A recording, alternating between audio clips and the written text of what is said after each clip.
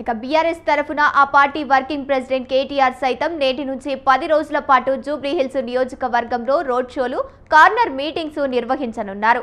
3 ప్రధాన పార్టీల అగ్రనేతలు, ముఖ్య నేతలు కూడా నేటి నుంచి తమ ప్రచార స్పీడ్ను పెంచనున్నారు. ఇప్పటికే బీజేపీ అభ్యర్థి లంకల దీపక్ రెడ్డి తరపున కేంద్ర మంత్రి కిషన్ రెడ్డి విస్తృతంగా ప్రచారం చేస్తున్నారు. పాదయాత్ర ద్వారా ఇంటింటికి వెళ్లి బీజేపీకి ఓటు వేయాలంటూ ఆయన ఓటర్లను అభ్యర్థిస్తున్నారు. బీజేపీ చీఫ్ రామచంద్రరావు, బీజేపీ ముఖ్య నేతలు ఇప్పటికే జూబ్లీహిల్స్ లో ప్రచారంలో దూసుకుపోతున్నారు. రైట్, ఇక ఇదే అంశానికి సంబంధించి పూర్తి సమాచారాన్ని మా కరెస్పాండెంట్ సవిన్ ఫోన్ ద్వారా అందిస్తారు. సవిన్, చెప్పండి, జూబ్లీహిల్స్ ఉప ఎన్నికల ప్రచారం ఎలా కొనసాగుతుంది? అభ్యర్థులు ఎవరికి ఓటు వేసే అవకాశం ఉంది?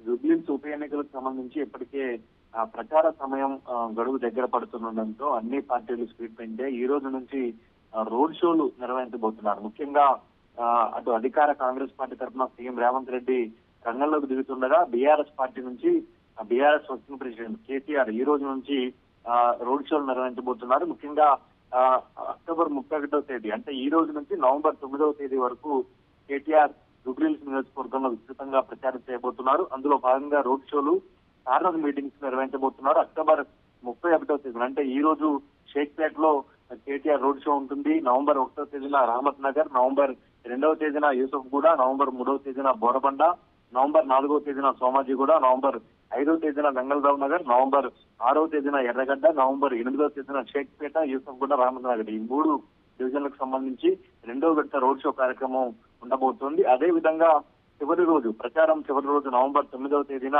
షేక్పేట నుంచి బోరబండ వరకు భారీ బైక్ ర్యాలీ నిర్వహించి ప్రచారాన్ని ముగించబోతున్నారు. ముఖ్యంగా ఇప్పటికే జూబ్లీహిల్స్ నియోజకవర్గంలో బీఆర్ఎస్ పార్టీ డివిజన్ల వారీగా, బూత్ల వారీగా క్లస్టర్ ఇన్ఛార్జీలు నియమించింది.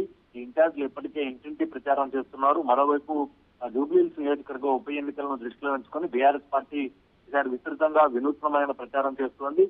హైదరాబాద్ నగరంలో ఉన్నటువంటి సమస్యలను హైలైట్ చేసే ప్రయత్నం చేస్తోంది. ఇప్పటికే సిటీ బస్సుల్లో ఆర్టీసీ ఛార్జీల పెంపుకు నిరసనగా బీఆర్ఎస్ పార్టీ నేతలు హరీష్ రావు, కేటీఆర్ ఇద్దరు నేతలు కలిసి బస్ భవన్ కు వచ్చి ఆర్టీసీ ఎండీకి వినతి పత్రం ఇచ్చారు. మరోవైపు ఆటో కార్మికులకు సంబంధించి ఆటో కార్మికులు ఎదుర్కొంటున్న సమస్యలపై ఆటోలో ప్రయాణం చేసి వారి సమస్యలను తెలుసుకున్నారు.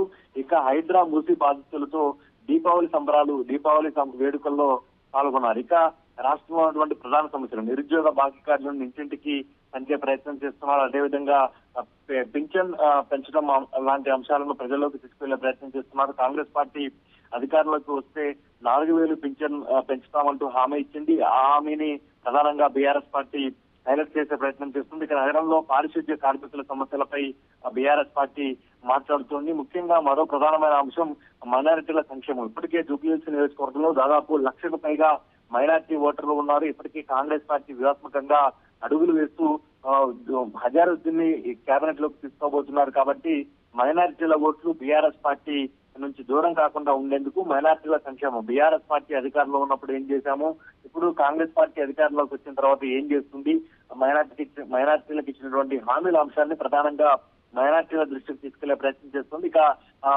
ఎంఐఎం పట్ల అసంతృప్తిగా ఉన్నటువంటి ముస్లిం నేతలను కూడా బీఆర్ఎస్ పార్టీలో చేర్చుకుంటూ వస్తోంది. ఇక నగరంలో శాంతి భద్రతల అంశం, ఈ అంశాన్ని కూడా ప్రధానంగా బీఆర్ఎస్ పార్టీ హైలైట్ చేస్తుంది. కాంగ్రెస్ పార్టీ అధికారంలోకి వచ్చిన తర్వాత నగరంలో శాంతి భద్రతలు పూర్తిగా క్షీణించాయనే అంశాన్ని కూడా బీఆర్ఎస్ పార్టీ నేతలు పదే ఈ అంశాన్ని ప్రస్తావిస్తూ వస్తున్న పరిస్థితి మనకు కనబడుతుంది. ప్రధానంగా ఈ రోజు నుంచి నవంబర్ 9 వరకు BRS party working president KTR ఒకవైపు రోడ్ షోలు, మరోవైపు కార్నర్ మీటింగ్లతో బీఆర్ఎస్ పార్టీ అభ్యర్థి మాగంటి సునీత తరపున విస్తృతంగా ప్రచారం చేయబోతున్నారు. అటు అధికార కాంగ్రెస్ పార్టీ తరపున సీఎం రేవంత్ రెడ్డి షెడ్యూల్ ఇప్పటికే ఫిక్స్ అయింది. ఇక బీజేపీ నుంచి కేంద్ర మంత్రి కిషన్ రెడ్డితో పాటు బీజేపీ రాష్ట్ర అధ్యక్షుడు ఎన్ రామచంద్రరావు ఇద్దరు నేతలు నియోజకవర్గంలో ప్రచారం చేస్తున్న పరిస్థితి మనకు కనబడుతుంది. ఇక ప్రచారానికి కొద్ది రోజులు మాత్రమే మిగిలి ఉండటంతో బీఆర్ఎస్ పార్టీ ఒకవైపు అధికార కాంగ్రెస్ పార్టీ, మరోవైపు ప్రధాన ప్రతిపక్షం బీఆర్ఎస్, మరోవైపు ప్రధాన పార్టీగా ఉన్నటువంటి బీజేపీ 3 రాజకీయ పార్టీలు జూబ్లీహిల్స్ నియోజకవర్గంలో విస్తృతంగా ప్రచారం చేసేందుకు సిద్ధమయ్యాయని చెప్పుకోవచ్చు. అందులో భాగంగానే ఈ రోజు బీఆర్ఎస్ పార్టీ, మరోవైపు కాంగ్రెస్ పార్టీ ఈ 2 పార్టీలు రోడ్ షోలు, కార్నర్ మీటింగ్లతో జూబ్లీహిల్స్ నియోజకవర్గంలో ప్రచారాన్ని హోరెత్తించబోతున్నాయి. Right, thank you సవిన్.